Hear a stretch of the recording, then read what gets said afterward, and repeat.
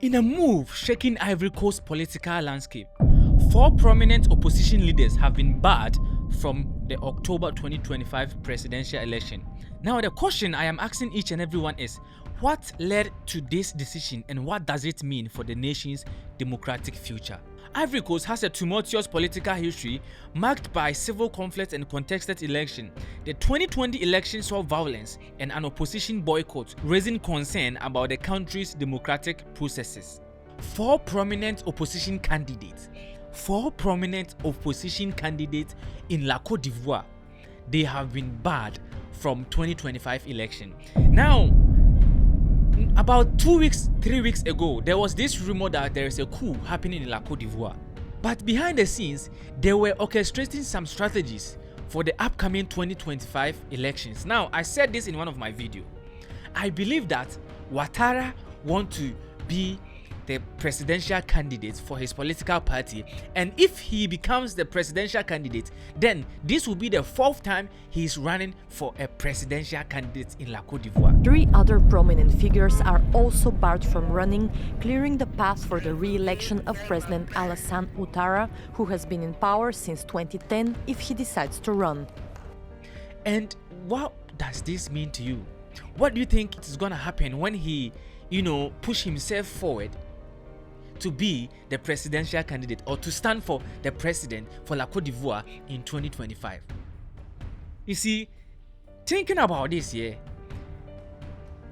barring all these opposition leaders raise a concern. Although Ouattara hasn't come out to say that he is going to stand for the 2025 presidential candidates, but we already know what is going to happen. About 4 years ago, Ouattara didn't want to run again, so he chose Coulibaly to be his presidential candidate for his political party. But something miraculous happened. The man known to many as the Lion has died. On Thursday, Ivorian newspapers printed tributes to the late Prime Minister Amadou Gon Coulibaly.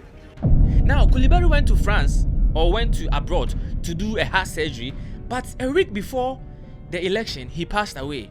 And then Ouattara announced himself to stand for the presidential candidate, which means he was going to run for the 3rd time. Now, this didn't sit well with the Ivorians, but his presidential candidate is gone, so there's nothing much we can do about it. But first, a day after the death of Prime Minister Amadou Gon Coulibaly, Ivory Coast's ruling party has said that it could consider its current leader, Alassane Ouattara, as its candidate for October presidential elections. After 2 terms in power, Ouattara had said that he'd stand aside and had hand-picked Coulibaly to run to succeed him. But the 61-year-old's death on Wednesday has left the ruling RHDP scrambling to find a replacement before the September 1st deadline. Coulibaly passed away a week after returning from France, where he was treated for a heart condition. The news took many Ivorians by surprise. Now, Ouattara stood for the presidential candidate and he won, or some people are saying that he didn't win, but he declared himself as the winner. So in quotes, he became the president for Ivory Coast. Now, we have got 5 months. Now, this is the month of June, so July, August, September, October. So we have got about 4 months for next election. Now, what is happening right now is La Côte d'Ivoire has disqualified about 4 prominent opposition leaders. 4 prominent opposition leaders, which means they are disqualified or they are ineligible to stand for the presidential candidate. Now, what is going to happen? They are now going to bring new members and do campaign regarding the next election. But the probability of these new people winning is too low because they have never been presidential candidates before. And we are talking about 4 prominent political parties. Although Ouattara hasn't said that he's going to run for the next election, but we already know what this is heading to. The question I'm asking each and everyone is, do you think that Ouattara wants to stand for the 4th time? Now, bear in mind, he became the president in 2010, and since then, he has been the president for that country till now. We are in 2025, so almost 15 years.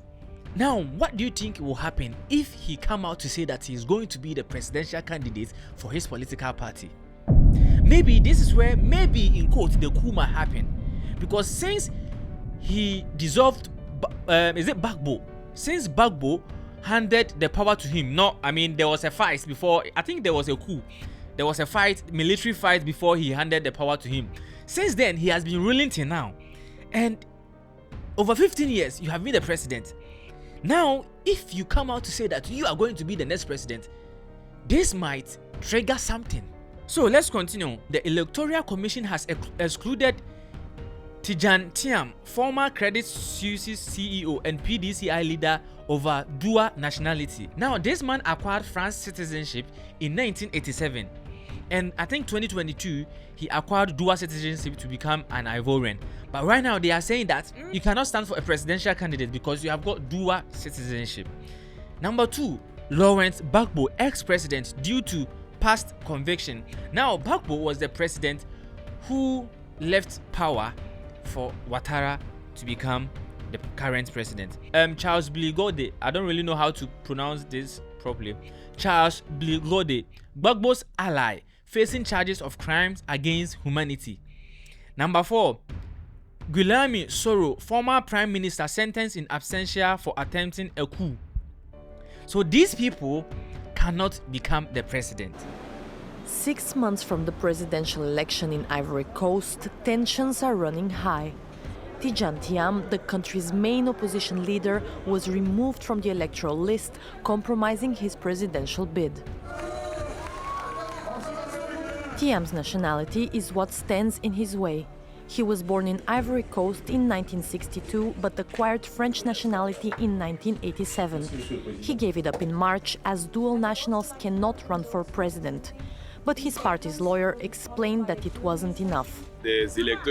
Some voters appealed to the CEI to have President Thiam removed from the electoral roll because he is not Ivorian.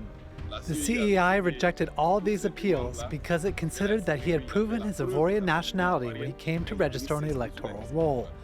And it is not about his nationality.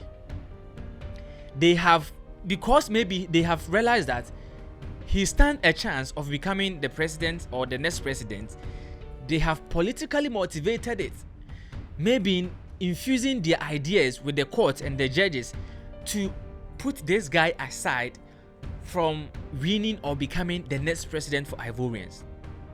Now, who is the man in power as I'm talking to you right now? Ouattara. So in that case, we can say that these are Ouattara's doing, because maybe he hasn't declared himself. Maybe he wants to stand for the next presidential candidate. Now, if he declares it, we come here and we will talk about it more. There are some more things that I might not be able to share, but right now, let's talk about what is on the surface. This is what Thiam said after he was declared ineligible to stand for the next presidential candidate. My removal from the electoral roll by the Independent Electoral Commission is a sad but telling example of Ivory Coast's abandonment of democracy. Thiam said in a statement to Reuters, "We will fight for democracy and peace in our country," said Simon Doho, president of the PDCI parliamentary group. So after this, a lot of Ivorians have done protests against Thiam's removal. Although, according to democracy, maybe, I'm not really sure, it doesn't matter if you are dual citizen. Because you were born in the country, you can still stand for a presidential candidate. The main goal is to help your country to develop. But from other news, they are saying that this guy is from France.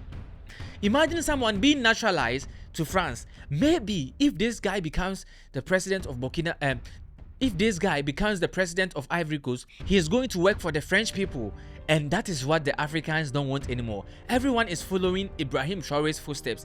They want the country to be run by the military because democracy is not helping Africans. So a lot of people are also saying that, well, they don't really care, because if this guy becomes the president for Ivory Coast, he's not even going to favor them. He's going to loot or, send all the resources to their masters. These are not my own words. So this was just a quick news. You can leave whatever you think in the comment section. Do you think that the fake coup that happened about 4 weeks ago, they are all in place for the upcoming election? Because we already know that if Ouattara declares himself to become the president for the 4th term, this is going to create a lot of violence, a lot of, misunderstanding and conflict in La Côte d'Ivoire, and we are praying that this doesn't come to pass. But if it happens, ladies and gentlemen, I'll come here and talk about it. The name has always been R6. Don't forget to leave your thoughts in the comment section. Peace. I'm signing out.